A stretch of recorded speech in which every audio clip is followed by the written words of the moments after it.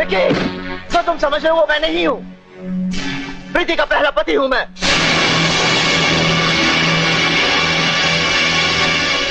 तो फिर तुमने प्रीति को मारने की कोशिश क्यों की?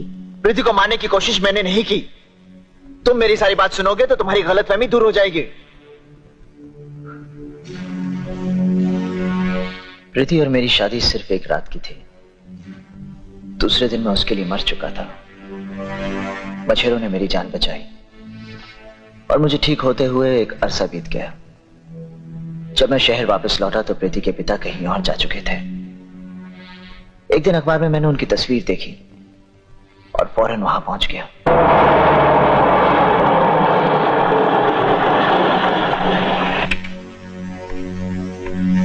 प्रीति को देखते ही मैं बहुत खुश हुआ, लेकिन उसकी मांग में सिंदूर देखकर मैं हैरान हो गया।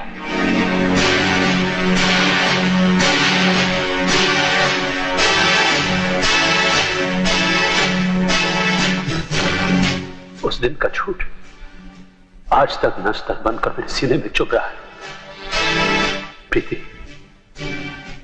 प्रीति तेरी बच्ची जिंदा है और उसका नाम पिंकी है।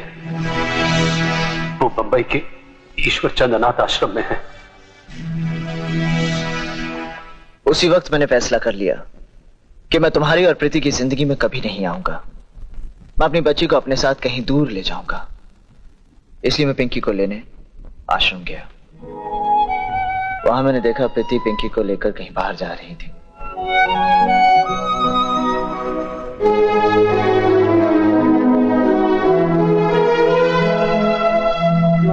आप पिंकी को गोद लेना क्यों चाहते हैं? पिंकी को बाप और मुझे जीने का मकसद मिल जाएगा।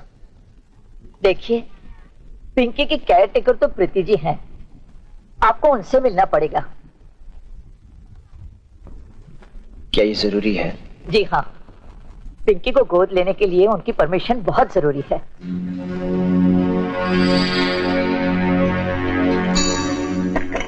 मुझे समझ में नहीं आ रहा था कि मैं अपनी बेटी पिंकी को कैसे हासिल करूं।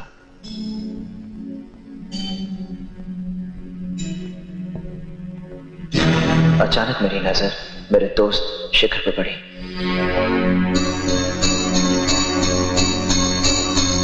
जब प्रीति से अपनी बेटी चाहिए ना, ये काम तो खुद भी कर सकता है। ये बात तेरी समझ में नहीं आएगी।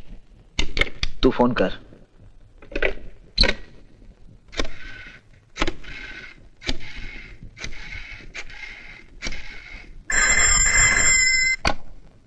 हेलो।